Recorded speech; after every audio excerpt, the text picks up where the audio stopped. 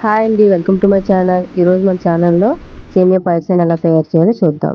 ముందుగా stove on చేసుకొని కళాయి పెట్టుకొని 2 టేబుల్ స్పూన్ల వరకు నెయ్యిని తీసుకోవాలి. నెయ్యి వేడయ్యాక మనకు కావాల్సిన డ్రై ఫ్రూట్స్ బాదం, జీడిపప్పు, కిస్మిస్ వేసుకొని లైట్ గోల్డెన్ కలర్ వచ్చే వరకు లో ఫ్లేమ్లో వేయించుకోవాలి. మా పిల్లలు తినడానికి కిస్మిస్ నేను వేయలేదండి, మీరు కావాలంటే వేసుకోవచ్చు. లైట్ గోల్డెన్ కలర్ వచ్చాక తీసి పక్కన పెట్టుకొని అదే కళాయిలో కప్పు సేమియాని తీసుకొని గోల్డెన్ కలర్ వచ్చే వరకు ఫ్రై చేసుకొని పక్కకు తీసి పెట్టుకోవాలి. ఇప్పుడు మళ్ళీ స్టవ్ మీద కళాయి పెట్టుకొని 1 కప్పు సేమియాకి 2 కప్పులు పాలు తీసుకుంటున్నానండి. అలాగే 2 కప్పుల వాటర్ని కూడా తీసుకుంటున్నాం. ఈ రెండింటిని కాసేపు మరిగించి 1 కప్పు సేమియాకి 1 కప్పు షుగర్ని తీసుకుంటున్నానండి. ఈ రెండు కలిపిన తర్వాత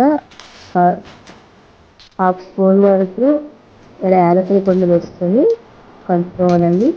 ఇప్పుడు లో ఫ్లేమ్లో పెట్టుకొని సేమియాని లో ఫ్లేమ్లో అలా మెల్లగా తిప్పుతూ కలుపుకోవాలండి. ఇప్పుడు సేమియాని కాసేపు ఉడకనిచ్చాక ఇది కావాల్సిన డ్రై ఫ్రూట్స్ పక్కన పెట్టుకొని తీసుకొని సేమియాలో వేసుకొని కలుపుకోవాలి. ఇప్పుడు స్టవ్ ఆఫ్ చేసుకొని పక్కన పెట్టుకోవాలి. కాస్త చల్లారాక ఒక బౌల్లోకి తీసుకొని సర్వ్ చేసుకొని డ్రై ఫ్రూట్స్తో గార్నిష్ చేసుకొని తింటే సేమియా పాయసం రెడీ ఉంది. ఎంతో ఇష్టమైన సేమియా పాయసాన్ని సింపుల్గా ఎలా చేసుకుని చూసాం కదండి. నచ్చితే లైక్ చేయండి, షేర్ చేయండి, సబ్స్క్రైబ్ చేసుకోండి.